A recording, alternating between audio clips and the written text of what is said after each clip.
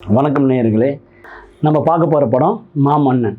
மன்னன் மாமன்னன். அதாவது மாமன்னன்னா எல்லா ஊர்லேயும் இந்த நேமில் ஒருத்தர் இருப்பார். மாமன்னன், மன்னார் அப்படின்னு இருப்பாங்க. ஆனால் அவங்கள கூப்பிடுறது பார்த்திங்கன்னா மண்ணுன்னு தான் கூப்பிடுவாங்க. அதே தான் இந்த படத்துலையும் கூப்பிடுறாங்க நம்ம வடிவேல் சாரை. ஆக்சுவலாக மாமன்னன்ற பேரை மாமன்னனாக கூப்பிடுங்க, ஏன் மண்ணுன்னு கூப்பிட்றீங்கன்னா அதுக்கும் ஒரு ஏற்றத்தாழ்வான விஷயங்களை சொல்கிறாங்க. அந்த மண்ணுன்னு கூப்பிடாத, எங்கள் அப்பா மண்ணு கிடையாது, எங்கள் அப்பா எனக்கு மாமன்னன் தான், இந்த ஊருக்கே அவர் தான் மாமன்னன் அப்படின்னு சொல்லிட்டு கடைசியில் அந்த வடிவேலை மாமன்னனாக ஆக்கி அழகு பார்க்குற ஒரு பையனோட கதை தான் இந்த படத்தோட முழுமையான கதை. பொலிட்டிக்கல் ஃபிலிம் தான் சொல்லணும்.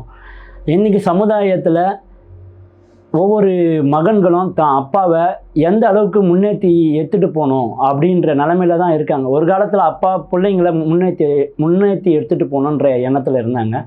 இன்றைக்கி காலம் மாறி போயிடுச்சு. இது ஒரு சாதிய படமா அப்படின்னு கேட்டால் கண்டிப்பாக இல்லை. ஆனால் சமுதாயத்தில் ஏற்றத்தாழ்வுகள் தான் இருக்குது. அந்த ஏற்றத்தாழ்வுகளை இளைஞர்கள் எப்படி அணுகணும் அப்படின்றத தெளிவாக தான் சொல்லியிருக்கிறாரு இயக்குனர் மாரி செல்வராஜ். வழக்கம் போல் இந்த படத்தில் பாடல்கள் பெருசாக சொல்லப்படலைனாலும் ஒரு பாடல் எல்லார் வாயிலும் முணுமுணுக்க வச்சதுன்னு தான் சொல்லணும்.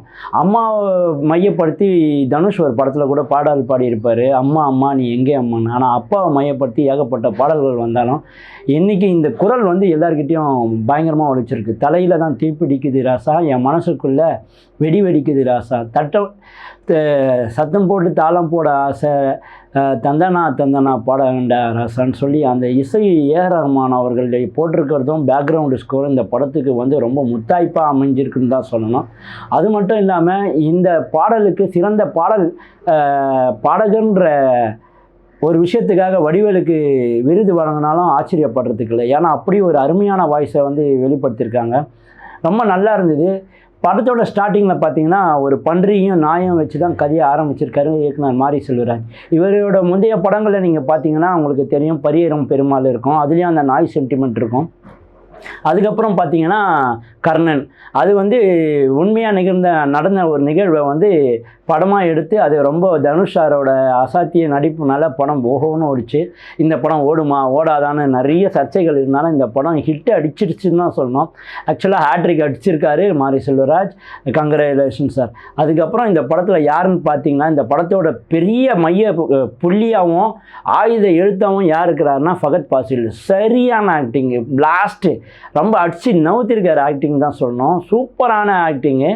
அவர் வர சீன்ஸ்லாம் ஜனங்க பயப்படுற அளவுக்கு இருக்குது. அவ்வளோ அழகான ஆக்டிங் வெளிப்படுத்தியிருக்காரு. அதோட வாவ், வடிவேலு சாரோட ஆக்டிங் இவ்வளோ நாள் எங்கெங்க இந்த ஆக்டிங் வச்சுருந்தீங்க அப்படின்னு கேட்குற அளவுக்கு தான் இருக்குது. அதாவது ஒரு இன்டர்வியூவில் கமல் சாரை வச்சுக்கிட்டு மாரி செல்வராஜ் சொன்னார், என்னோடய அப்பா தேவர் மகனில் பார்த்த மாதிரி இருக்குன்னு. அதுக்காட்டியும் எல்லோரும் தப்பாக பேசி சித்தரிக்க ஆரம்பித்தாங்க. ஆனால் உண்மை என்னென்னா இந்த படத்தில் வடிவேல் சார் மாரி செல்வராஜோட அப்பாவாக நடிக்கலை, அந்த படம் பார்க்குற ஒவ்வொருத்தனோட அப்பாவாக தான் நடிச்சிருக்காரு. அதை பார்க்கறதுனால இளைஞர்கள் இல்லை, எல்லார் கண்ணிலையும் தண்ணி வந்தது. எல்லார் கண்ணிலையும் தண்ணி வர ஆரம்பித்ததுக்கு காரணம் என்னென்னா அவங்க அப்பா எல்லார் வீட்லேயும் போன தலைமுறையில் லுங்கி கட்டிக்கிட்டு பனியன் போட்டுக்கிட்டு எம்ஜிஆர் பாடல்கள்லாம் பாடிட்டு இருந்த நம்ம அப்பாக்களை கண் முன்னே எடுத்துகிட்டு நிறுத்தியிருக்காரு.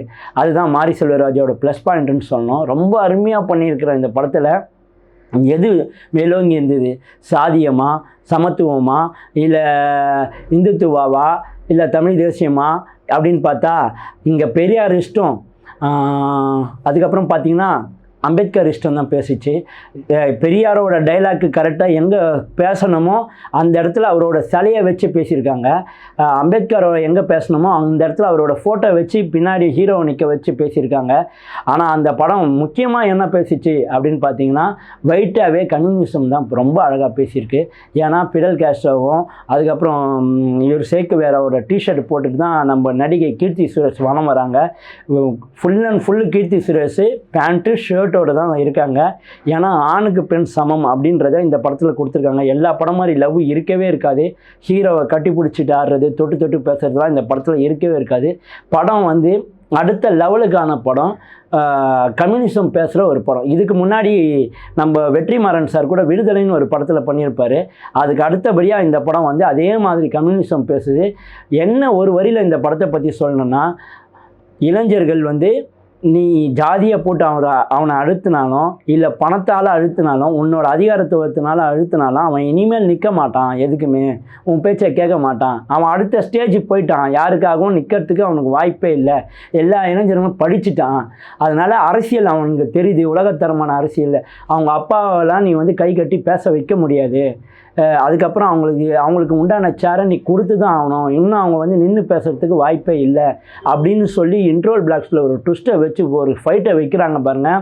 தேட்டரில் ஒவ்வொருத்தரும் அடி நாவி கவனத்துலேருந்து கதறான். இவ்வளோ நாள் இந்த மாதிரி நான் பார்த்ததே இல்லையே சினிமாவை அப்படின்னு புதுவிதமாக பார்த்து கத்துறான். அதுக்கப்புறம் செகண்ட் ஹாஃப் அது எப்போ வரும்ன்ட்டு கேன்டீன் கூட போகாமல் உள்ளே உட்கார்ந்த ஆளுங்கள்லாம் நான் பார்க்க தோணுச்சு இந்த படத்தில். ரொம்ப பெரிய அருமையான படம் தான் சொல்லணும். இவரோட ஆக்டிங்கு, உதயநிதி ஸ்டாலினோட ஆக்டிங் எக்ஸ்ட்ரானரியாக இருந்தது. மற்றபடி இந்த படத்தில் ஒரு 4-5 கேரக்டர் தான் பேசிச்சு. அருமையான ஸ்க்ரீன் பிளேயில் அழகாக பண்ணியிருந்தாங்க. சினிமோட்டோகிராஃபி பார்த்தீங்கன்னா நம்ம தேனி ஈஸ்வரன் பண்ணியிருந்தார். ஏற்கனவே இவரோட முந்தைய படம் கர்ணனில் அவர் தான் நீங்கள் பார்த்தீங்கன்னா மியூசிக் வந்து சந்தோஷ் நாராயணன் பண்ணியிருப்பார். அந்த பாடல்கள்லாம் ரொம்ப அருமையாக இருக்கும். கண்டா வர சொல்லுங்க அப்படின்றதும் அதுக்கு முந்தின படத்தில் வந்த பாடல்களும் அதோட பேக்ரவுண்ட் ஸ்கோரும் ரொம்பவே பேசப்பட்டது. அது ஏன்னா அந்த நீலம் ப்ரொடக்ஷன் நம்ம ரஞ்சித் அண்ணன் பண்ணியிருந்த படங்கள் ஃபஸ்ட்டு ஒரு பரியரும் பெருமாள்ன்றதுனால அது ஒரு சாதிய தழுவலாகவே பார்க்க ஆரம்பித்தாங்க. ரெண்டாவது படம் வந்து ஒரு கம்யூனிட்டி பிரச்சனைனால அதையும் பார்த்தாங்க. ஆனால் பட் இந்த படத்தை நீங்கள் அப்படி பார்க்கவே தேவையில்லை. நீங்கள் பார்த்தாலும் அதை ஒத்துக்க மாட்டீங்க, இது சாதிய படம்னு இல்லை, இது சாதிக்க வேண்டி துடிக்கிற ஒரு இளைஞனின் படம் அப்படின்றத பக்காவே சொல்லியிருக்காங்க. இளைஞர்களுக்கான படம்ன்றத சொல்லியிருக்காங்க. மற்றபடி எடிட்டிங்லாம் ரொம்ப அருமையாக இருந்தது. ஸ்க்ரீன் பிளே ரொம்ப அருமையாகவே பேசப்பட்டு இருந்தது. ஏன் படம் முடிஞ்சுது அப்படின்ற மாதிரி இதுக்கு எதுக்கோ பார்ட் 2 எடுக்கிறாங்க, இந்த படத்துக்கு பார்ட் 2 விட்டுருக்கலாமோ அப்படின்ற மாதிரியும் தோணுச்சு. ரொம்ப அருமையான படத்தில் ஃபகத் பாசில் அவருக்கே உண்டான அருமையான நடிப்பை வெளிப்படுத்துறதுனால இந்த படம் அழகான அவுட்புட்டில் வெளியே வந்திருக்கு. யாராக இருந்தாலும் அடித்து சொல்லுவேன், இந்த படத்தை பார்த்துட்டு வந்து எனக்கு நீ சொன்ன மாதிரி திருப்தியாக இருந்ததுப்பா அந்த படம் அப்படின்ற மாதிரி தான் இருக்கும். பாருங்கள், நல்ல படங்களை வரவேற்குங்க, நம்மளும் பார்க்கலாம். இந்த சேனலை லைக் பண்ணுங்கள், கமெண்ட் பண்ணுங்கள், ஷேர் பண்ணுங்கள். அடுத்த ஒரு நல்ல படத்தோடு உங்களை சந்திக்கிறேன். நன்றி.